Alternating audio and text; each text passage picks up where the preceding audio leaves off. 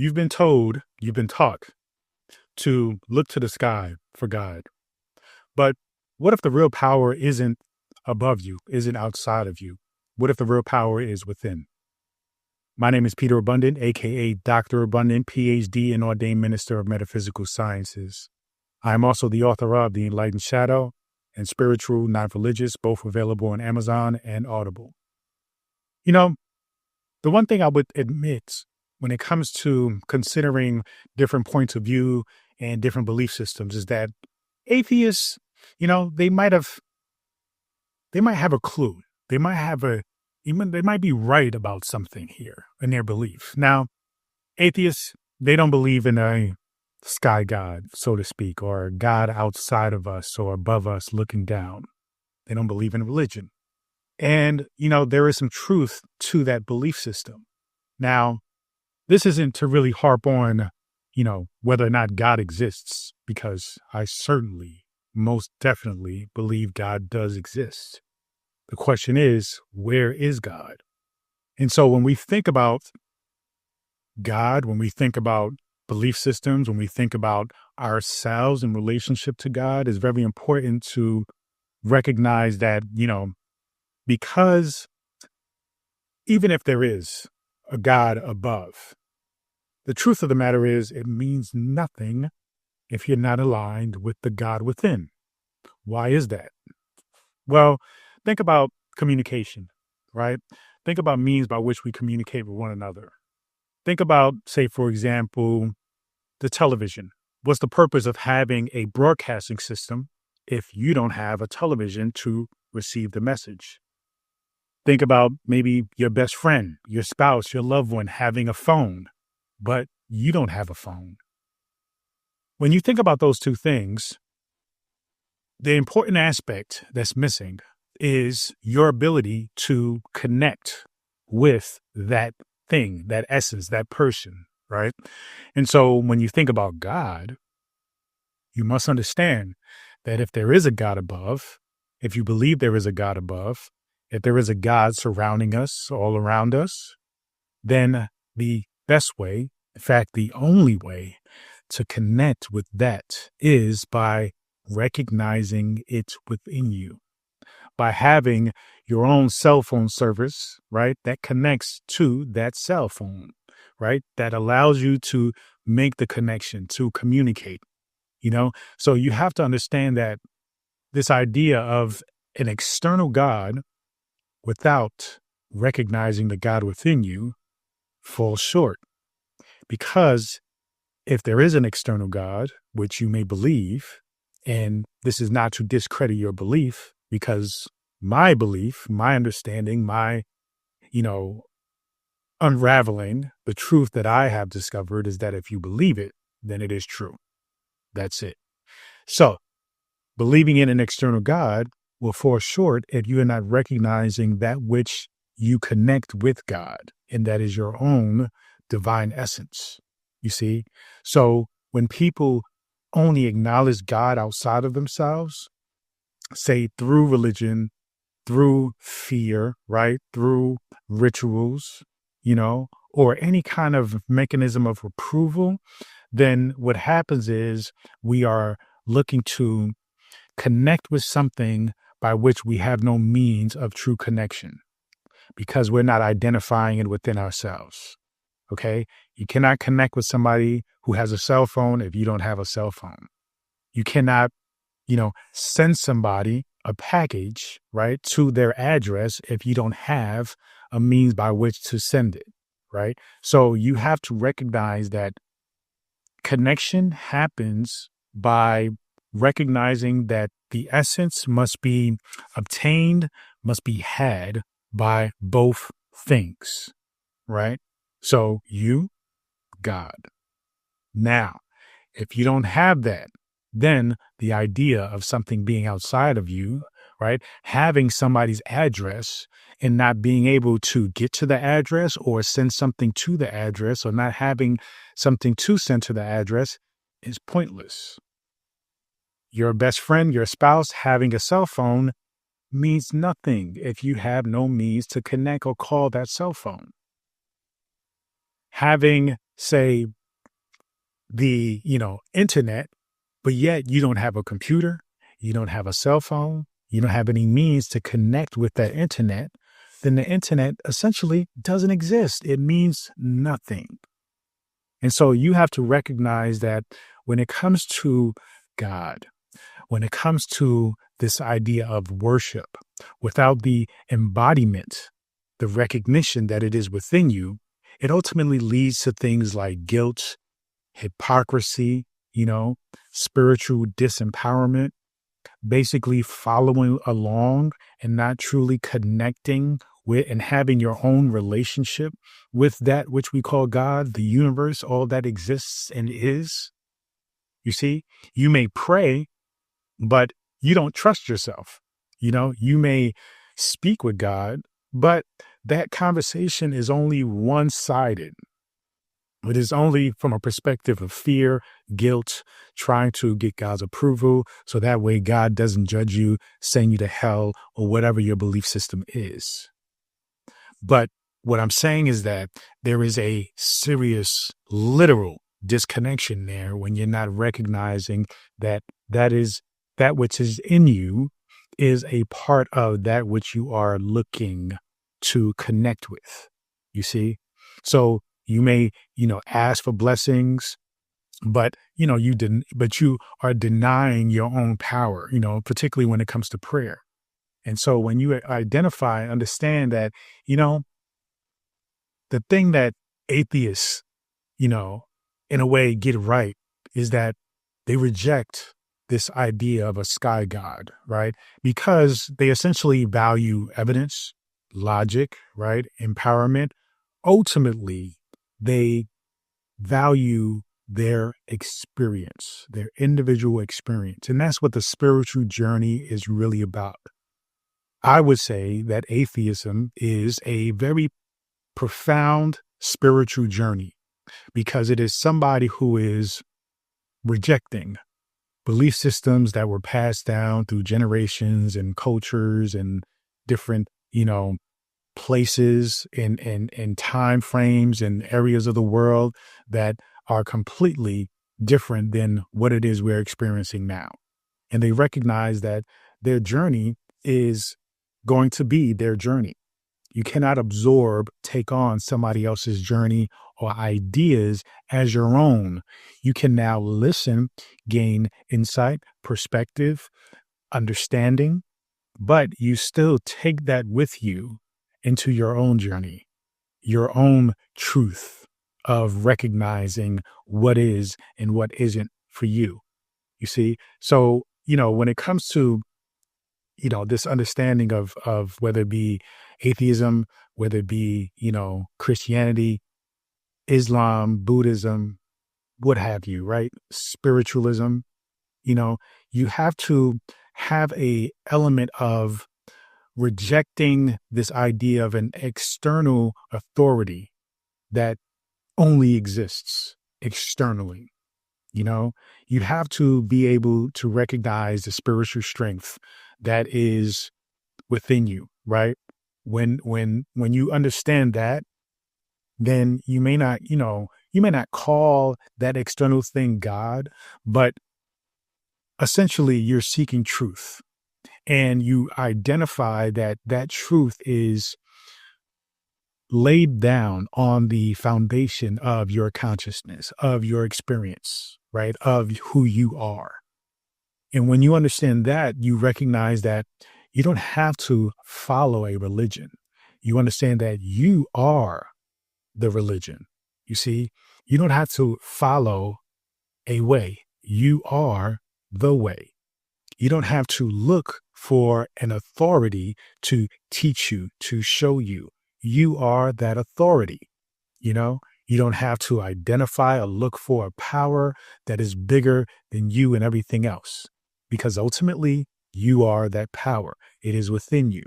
And the only way you identify and are able to connect with other expressions of power, because ultimately we're talking about the same essence. We're talking about God. We're talking about love. We're talking about consciousness. It is all the same thing, different words, right? But we're ultimately talking the same thing that permeates all things. And so when you're looking to connect with a bigger power, right, which ultimately is a different expression, has a different way of being and existing, and you're looking to connect with that, you have to first connect with the power within you. That's the essence of all of this, you see? So God within you is essentially the key to identifying and connecting with God outside of you. And when I say outside of you, I'm talking about outside of your physical body, right? Or even outside of your conceptual like consciousness, right? Because you're perceiving this from your consciousness. I am sharing this with you from my consciousness. Now, you can't really permeate my consciousness, but what you see of me now is a reflection of how your consciousness perceives me.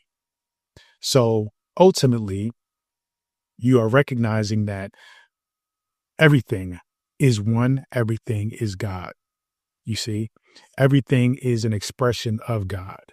And because you are experiencing everything, right, and it's coming from your consciousness, then therefore you kind of are controlling everything. You are creating, you are cultivating your own reality, your own universe.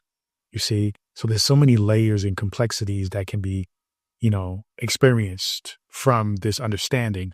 But simply put, you are the creator of your universe. Now, there is a grander universe out there, right? But you are with understanding that you are a individual spark of that grand universe that created all things, you still are a creator of those things by way of adding meaning, definition, understanding, interpretation of those things, you see? So a lot of times people say to me, well, if you think you are God, then go create the universe. Well, maybe this is what I'm doing, right? Maybe this is what you are doing. Maybe this is what you have done. The universe that you are experiencing is a creation of you by way of your perspective, by way of how you connect with it, how you relate to it, how you communicate with it. But ultimately, it starts with you recognizing that divine God self, that individual spark, that is a expression of that grand consciousness, right? That has created everything. You are part of that. So therefore you are that, you see?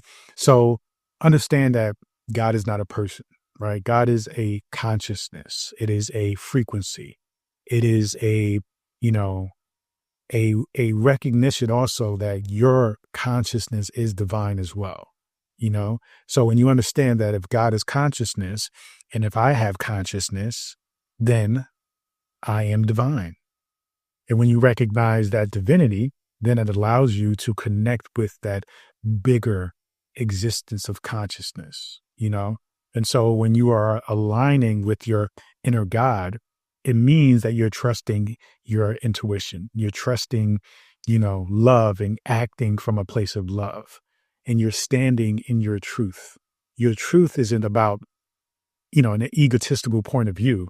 It's not about you being right or wanting to be right or arguing with other people. Your truth is just simply recognizing how you are experiencing and creating meaning to every moment, to every experience. And you are seeking to have a particular experience, often defined as purpose, right?